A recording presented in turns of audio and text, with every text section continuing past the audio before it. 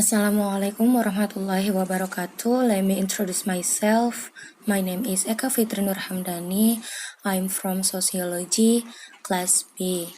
Today, I will review film Lucy that released 2014.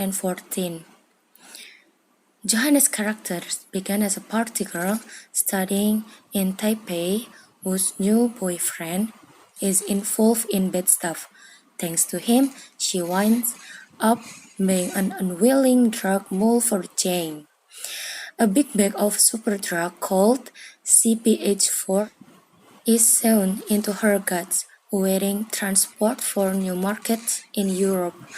But the bag spring is leaked when Lucy is roughed up by captors, entering her system in such quantities, Q-Von CG shoot of cellular level transformation that it actives hug chunks for cranial real estate she'd never been able to access before. Like that little lobe that lets you turn off gravity when it suits you.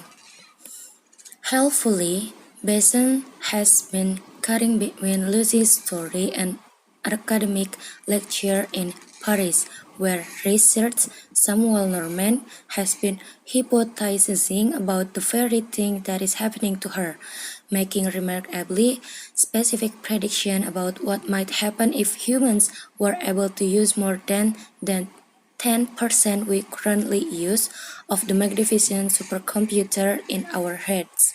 Of course, it's a myth, by the way. His ideas, like some of the film's other early scans, are illustrated with cutaways to nature footage suggesting the ways in which all of Earth's creatures are interconnected, governed by the same laws.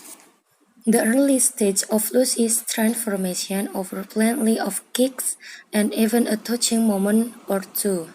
After making her badass escape from Zhang and his thugs, she thrusts into the nearest hospital's operating room, shoots the patient on the table, and has a surgeon pull out the remaining drugs planned inside her.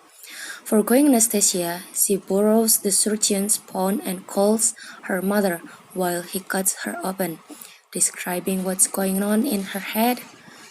"Mom, I can feel everything," she says as the camera almost imperceptibly rocks. Sensations and emotions reaching back to her birth are available to her, triggering what proves to be almost the less human-like response she has in the film. From here on out, Johanna's performance grows colder and more analytical. Besson doesn't let her become as persuasively alien as she is under the skin, but he doesn't want a human either. Lucy sets out to round up other batches of the drug and get to Paris, where she can let Dr. Norman see his theories in action. Why do this?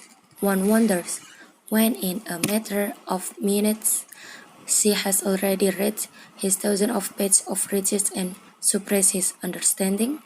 Plenty of films and novels have envisioned what would happen if we gained conscious control over our entire brain, while most would probably make a real neuroscientist cackle uncontrollably. It's hard to recall one whose ideas were more laughable than this one. We may roll with the film as its heroine learns Taiwan's over the course of a cab ride or sees the electromagnetic spectrum of cell phone calls, swiping through them as if she were reading their conversation on a touchscreen. We may even buy it when she's able to change her body at will. Sure, growing a web hand will take some time and fuel, but at least a body cells are controlled by its brain. But the film gives not the slight justification for Lucy's increasingly godlike abilities, which some include time travel and levitation. Every now and then, a nugget of real philosophy is dropped into the screenplay, but it's surrounded by so much bladder that even a generous viewer has trouble using is to justify what Lucy experiences. Even more damning in an action films, Bazin doles out powers in a way that nullifies much of the drama to come. Once we've seen this woman put an entire room of people to sleep with the wave of hand, why would we be worried for her when a smaller gang is pointing guns at her? And why won't she just pull the same trick here instead of wasting her time with showier and less belief feats? The movie occasionally attempts to make Lucy's quest accessible to mortal viewers. Thought she doesn't need the assistance of a prince cop named Del Rio. For instance, she kept him with her as a reminder of her fading humanity.